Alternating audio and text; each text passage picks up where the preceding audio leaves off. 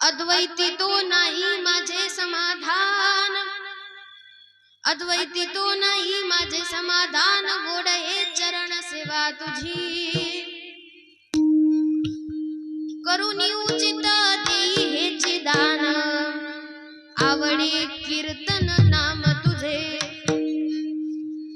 देव भक्तपण सुखाचा सोहळा, देव भक्तपण सुखाचा सोहळा, ठेवोनी निराळा दावी मज। करुणी उचित देई हेचे दान, आवडे कीर्तन नाम तुझे। तुका मने आहे तुझे हे सकळ, तुका मने आहे तुझे हे सकळ, कोण्या एके काळी देई मज। करुणी उचित देई हेचे दान, आवडे कीर्तन नाम तुझे। विठ्ठल गुरु तुकाराम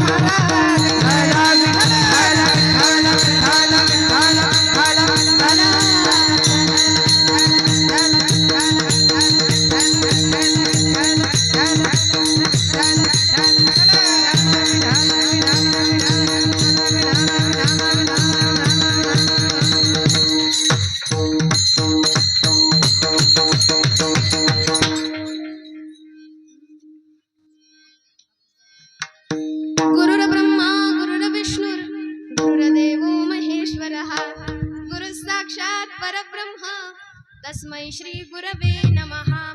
अलंकापुरी रम्य सिंहासनस्थं पदाम्भोज तेजस्फुरदिक्प्रदेशं, विदिन्द्रादिदेवैः सदा स्तूयमानं, समाधिस्थमूर्तिं भजे ध्यानदेवं।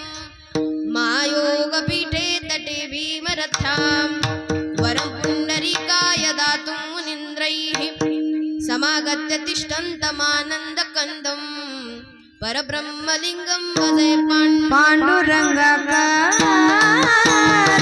प्रथमः नमः। पाण्डुरङ्गाकारो पाण्डुरङ्गाकारो प्रथमः नमः। पाण्डुरङ्गाकारो प्रथमः नमः। पाण्डुरङ्गाकारो प्रथमः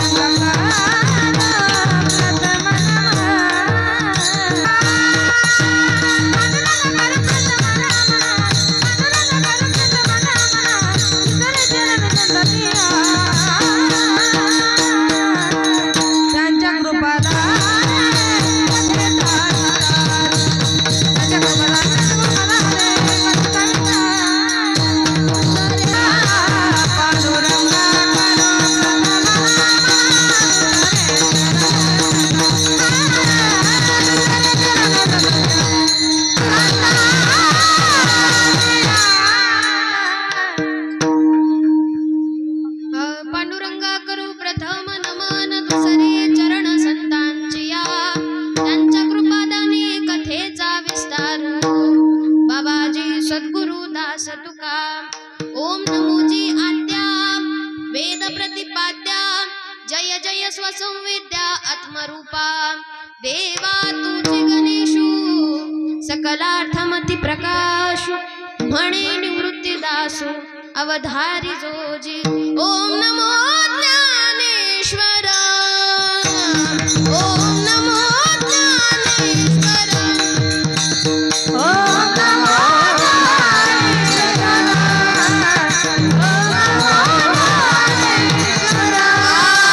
ओम नमो ज्ञानेश्वर, ओम नमो ज्ञानेश्वर, ओम नमो ज्ञानेश्वर, ओम नमो ज्ञानेश्वर। करुणाकरा दयाळा, करुणाकरा दयाळा, तुमचा अनुग्रह तुमचा अनुग्रह। ओम नमो ज्ञानेश्वरा, करुणाकरा दयाळा, तुमचा अनुग्रह लादलो, पावन झालो चराचरी। योंता प्रविश्य मम वाचमिमां प्रसुप्ता, संजीवयत्यखिल शक्तिधर स्वधाम्ना। अन्यांशस्तचरण श्रवणत्वगादिं प्राणन्नमो भगवते पुरुषाय तुभ्यं जन्माद्यस्य यतोऽन्वयादितरतश्चार्थेष्वभिज्ञस्वराट् तेने ब्रह्महृदाय आदिकवये मुह्यन्ति यत्सूरयां तेजो वारिमृतां यथा विनिमयो यत्र त्रिसर्गो मृषा धाम्ना स्वेन सदा निरस्तकुहकं सत्यं परं धीमहि आदिनाथं समारम्भां निवृत्तिनाथमध्यमाम् अस्मदाचार्यपर्यन्तां वन्दे गुरुपरम्परां ज्ञानदेवं नमस्कृत्य नामदेवं तथैव च एकनाथं पुनर्नत्वां तुकारामं च तत्परम् तीन शिरे सहा हात दया माझे दंडवत मस्तक हे पायावरी या वारकरी संतांच्या अद्वैती तो नाही माझे समाधान अद्वैती तो नाही माझे समाधान गोड हे चरण सेवा तुझी करुणी उचित देची दान आवडी कीर्तन नाम तुझे विठ्ठल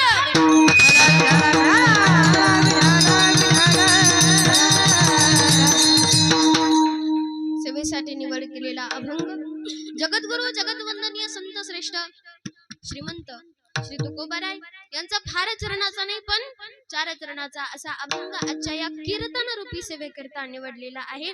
तर या अभंगामध्ये जगद्गुरु तुकोबाराय अखिल कोट ब्रह्मांड नायक पांडुरंग परमात्मा या परमात्म्याकडे मागणी मागतात. सेवेला प्रारंभ करण्यापूर्वी थोडासा परिहार द्यायचा तो म्हणजे असा की गेल्या 2 दिवसांपासून आपल्या या जाटनंदूर गावामध्ये मोठ्या उत्साहाने मोठ्या प्रेरणेने मोठ्या आनंदाने भगवान श्री दत्तात्रयांच्या जयंती निमित्त महिलांचा अखंड हरिनाम सप्ताह सुरुवात झालेली आहे आणि आज उपांत्य सेवा आहे. उपांत्य अर्थातच काल्याच्या आधीची सेवा, काल्याच्या आधीची सेवा अर्थातच मागणीची सेवा आज आहे.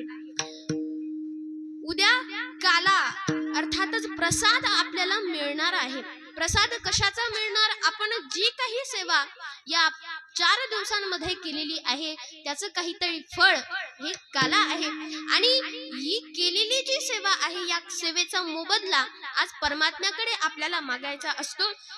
या दृष्टिकोनातून आज संपूर्ण सप्ताह महिलांच्या सहकार्यानं सर्व जाटनांदूर तथा जेधेवाडी गावच्या ज्या महिला आहेत तथा पुरुष वर्ग जो आहे सर्व संयोजक मंडळी जी काही आहेत त्या सर्वांच्या सहकार्याने हा सप्ताह 4 दिवस झाले मागच्या वर्षीपासून चालू आहे आणि मला आजची ही मागणीची सेवा प्राप्त झाली हे मी माझं परमभाग्य समजते.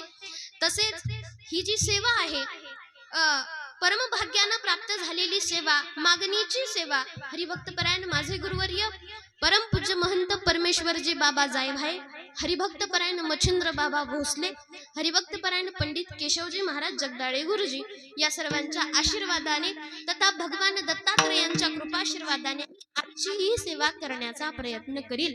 तर या कार्यक्रमाला उपस्थित असलेले सर्वजण आदरणीय टाळकरी मंडळी तिकडे पाहू नका, इकडे पहा.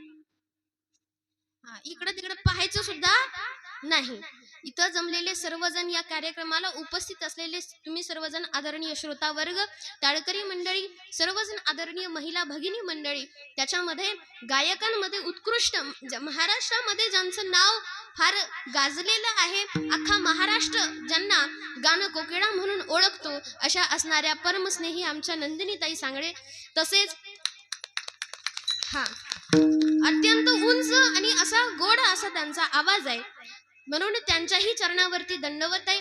तसेच 2च दिवसामध्ये ज्यांची फार जिव्हाळ्याची ओळख झाली अगदी सुंदर असं नातं ज्यांच्याविषयी आमचं निर्माण झालं अशा असणाऱ्या हरिभक्तपरायण संगीताताई महाराज जिरवणकर त्या उत्कृष्ट कथाकार आहेत, उत्कृष्ट कीर्तनकार सुद्धा आहे आणि तथा उत्कृष्ट गायक सुद्धा आहेत म्हणून त्यांच्याही चरणावरती दंडवत तथा या संपूर्ण गावचं आपलं वैभव हरिभक्तपरायण आमच्या परमस्नेही संगीताताई महाराज सोळसकर अख्खा महाराष्ट्र त्यांना पांचाळ या नावाने ओळखतो पण या गावच्या त्या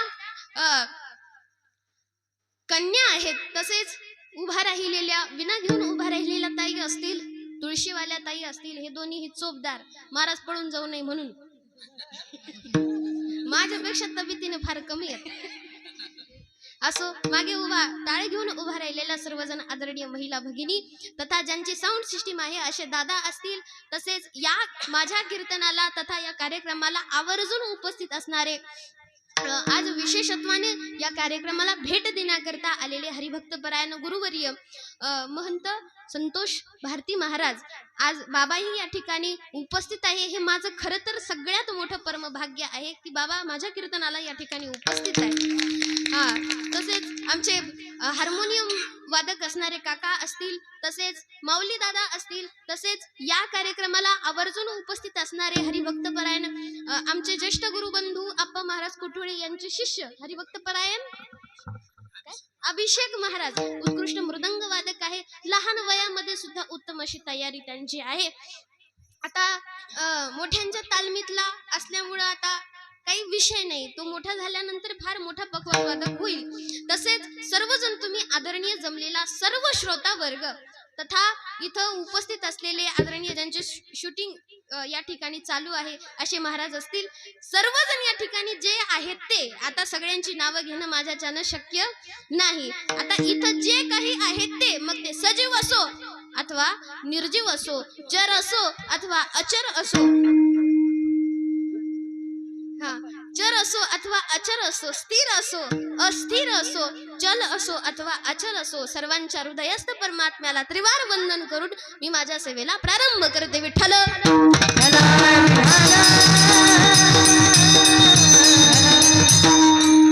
अभंग जगद्गुरु तुकोबरा यांचा आहे आणि विशेष म्हणजे आज भगवान दत्तात्रयांचा जन्मोत्सव आपण सर्वांनी या ठिकाणी साजरा केला. 6 वाजता 3 शिरे 6 हात तया माझे दंडवत.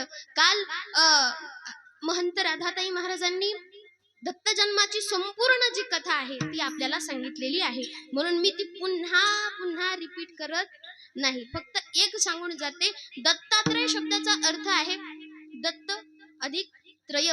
दत्त म्हणजे दान. दत्त शब्दाचा अर्थ काय? अर्धा बोलत चला बरं का, नाही तर मी म्हणून तुम्ही झोपी गेल्या. थंडी भरपूर आहे पण आम्ही सुद्धा काही घातलेलं नाही, म्हणून लक्षपूर्वक श्रवण करा. दत्त म्हणजे दान आणि त्रय म्हणजे 3. तिघांनी मिळून जे दान दिलं ते दत्तात्रय. आता 3 कोण? ब्रह्मा विष्णू आणि महेश्वर या तिघांनी अनुसया माता आणि अत्री ऋषींना जे दान दिलं, पुत्रत्वाचं दान दिलं, ते म्हणजे भगवान दत्तात्रय आहेत. आणि अशा दत्तात्रय भगवंताच्या चरणावरती ही सेवा समर्पित करण्याची संधी माझ्यासारख्या पामराला प्राप्त झाली, हे मी माझं परमभाग्य समजते. आणि म्हणून त्यांच्या चरणावरती त्रिवार वंदन करून मी माझ्या सेवेकडे वळते. विठ्ठल भगवान दत्तात्रयांच्या चरणावरती आपल्याला मागणी मागायची आहे. त्यांची 4 दिवस आपण उत्कृष्ट प्रकारे सेवा केली आहे, त्या सेवेचा मोबदला काहीतरी मागावं. वारकरी संप्रदायाच्या अलिखित नियमाप्रमाणे काल्याच्या आधीची जी सेवा असते तिथं मागणीचा अभंग संकल्पित केला जातो. या दृष्टिकोनातून आजच्या या अभंगाची संकल्पना तुमच्या समोर मांडलेली आहे. जगद्गुरु तुकोबराय अभंगामध्ये बोलतात, अद्वैती तो नाही माझे समाधान, गोडये चरण सेवा तुझी. जगद्गुरु तुकोबराय बोलतात की मला अद्वैतामध्ये आनंद मिळत नाही, कारण द्वैतामध्येच आनंद आहे, अद्वैतामध्ये आनंद नाही. जिथं एक आहे तिथं आनंद मिळू शकत नाही, जिथं 2 आहे द्वैत मानलं तरच आनंद प्राप्त होतो. मला अद्वैतामध्ये समाधान प्राप्त होत नाही. हे परमात्म्या, मला तुझी जी चरण सेवा आहे ना, सर्वात गोड असणारी चरण सेवा तीच मला तू दे. करुणी उचित देई हेचे दान. आणि परमात्म्या तुला माहितीये की मला काय पाहिजे.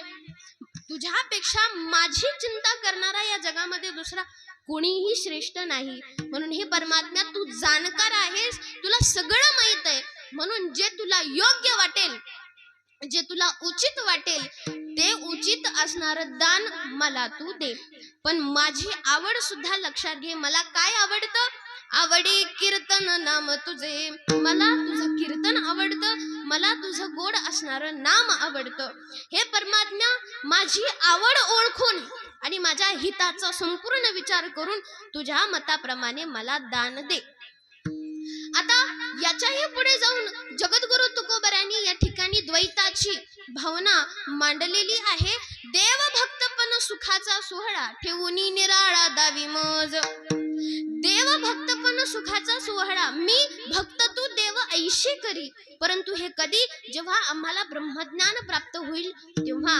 ब्रह्मज्ञान प्राप्त झाल्यानंतर ज्ञान गिळोनी गावा गोविंदिगा या माऊलींच्या उक्तीप्रमाणे जगद्गुरु तुकोबरायांनी द्वैताची संकल्पना मांडली की मला देव, तू देव राहा आणि मी भक्त, या भावामध्ये मला असू दे. देव भक्तपण सुखाचा सोहळा, यापेक्षा जे तुझं निराळं स्वरूप आहे ते सुद्धा मला दाखव. याच्या पुढे जगद्गुरु तुकोबराय बोलतात, तुका मने आहे तुझे हे सकळ.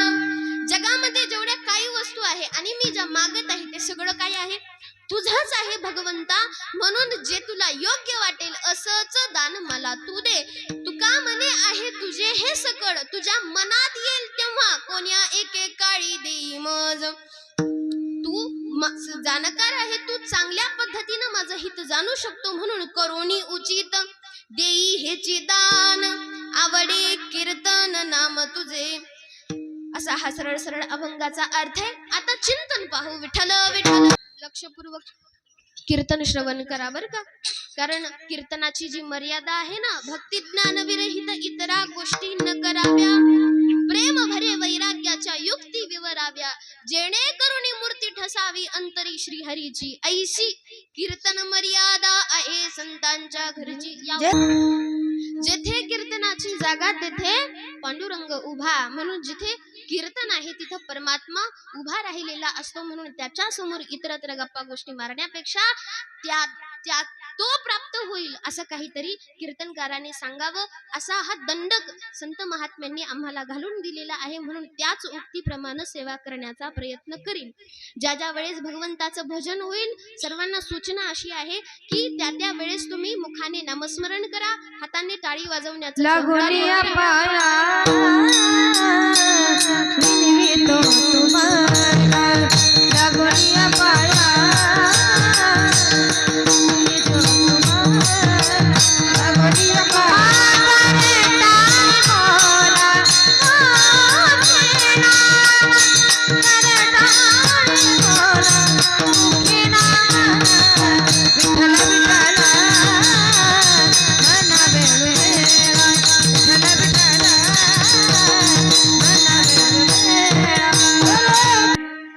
लागोनिया पाया विनवितो तुम्हाला, करटाळी बोला मुखी नाम. म्हणून ज्या ज्या वेळेस भजन होईल मुखाने नामस्मरण करा, हाताने टाळी वाजवा. कुणीही ज्ञानदेव तुकाराम झाल्याशिवाय उठायचं नाही.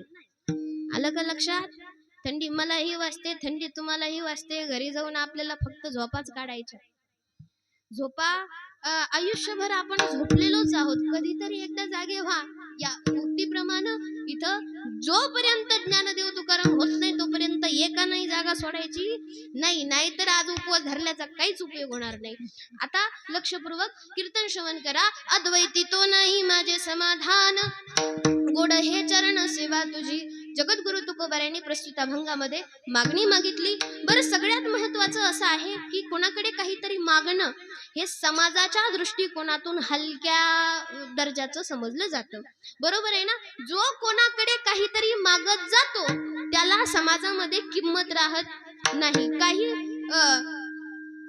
जो हात पसरीजीने धिक त्याचे, संतांनी सुद्धा जो कोणाकडे काही मागतो त्याचा धिक्कार केलेला आहे. जो मागणारा माणूस आहे तो अगदी हलक्या दर्जाचा समजला जातो. तो किती हलका आहे याचं वर्णन करत असताना सुभाषितकार सांगतात की वायुनाम किमन नितसो मामयम प्रार्थये देते. गवतापेक्षा कापूस हा वजनाने हलका आहे. गवतापेक्षा कापूस पाहिला नाही का तुम्ही? पाहिलं ना? गवतापेक्षा कापूस वजनाने हलका आहे. वाऱ्यानं गवत आणि कापूस उडून नेता येतं. मग जर याचक या दोघांपेक्षा हलक्या जातीचा आहे, हलक्या दर्जाचा आहे, मग वारा या हलक्या माणसाला उडवून का नेत नाही? तर तिथं उत्तर दिलं की वाऱ्याला सुद्धा अशी भीती वाटते की हा माझ्याकडे काहीतरी मागेल. म्हणून संत महात्म्यांचं ब्रीदच असं आहे की आम्ही कोणाकडे काहीही मागत नाही. जगद्गुरु तुकोबरायांची संकल्पना अशी आहे की आमच्या वडिलांची ही परंपरा आहे की आम्ही काही मागणे हे आम्हा अनुचित. वडिलांची रीत जाणत, वडिलांची रीत जाणत, वडिलांची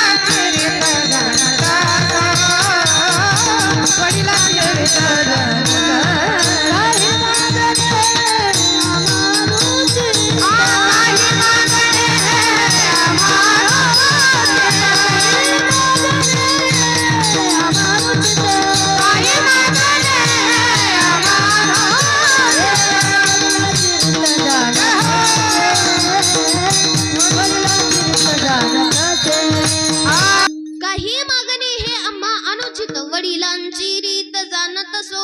आमच्या वडिलांपासून म्हणजे थोरा मोठ्यांपासून आलेली ही परंपरा अशी आहे की आम्ही कोणाकडे काहीही मागत नाही. असं जगद्गुरु तुकोबाराय ठामपणे निश्चय करून सांगतात, आम्ही कोणाकडे काही मागत नाही. पण त्यांच्याच श्रीगाथेमध्ये 125 अभंग मागणी पर प्रकरणाचे आहे. कसा अर्थ लावायचा? एकीकडे म्हणतात आम्ही कोणाकडे काही मागत नाही आणि दुसरीकडे 125 अभंग श्रीगाथेमध्ये सापडतात. कोणते? मागणी पर प्रकरणातील. मग अर्थ कसा लावायचा? तर संत मागतात, मागत नाही असं नाही, संत मागतात, पण एकतर ते फक्त भगवंताकडेच मागतील, इतर दुसरं कोणाकडे मागणार नाही. संत फक्त देवाकडेच मागतात आणि विशेष म्हणजे देवच मागतात, देवाचं मागत नाही. ऐसे आवडते मला, ऐसे आवडते मला.